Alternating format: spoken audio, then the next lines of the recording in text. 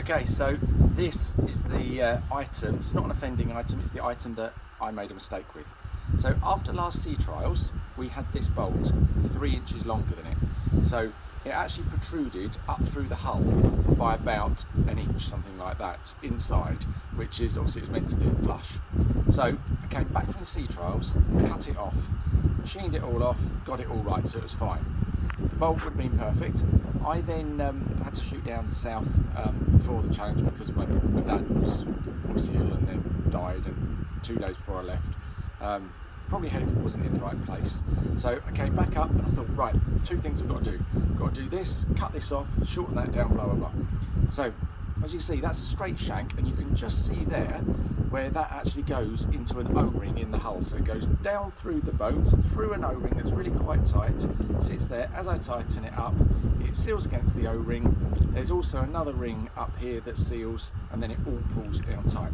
But because I'd cut too much off this, effectively 2 inches off it, it actually went down and just touched the top of where it actually needed to bolt in. So what we had to do was get another one of these, obviously in the last hour before we set off. So unfortunately this is where I went wrong, because I wasn't putting this in.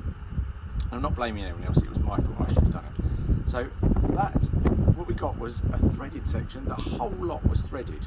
So thread down through the O-ring, came up, came down to the top, but the thread on the O-ring let water through. So the water just came up past the O-ring, up to the top, and just seeped out. Now, in all honesty, I could probably have, well, I could have pumped the whole way I went out there. But I always have said to my wife that if anything I'm not happy with, I'll always turn back.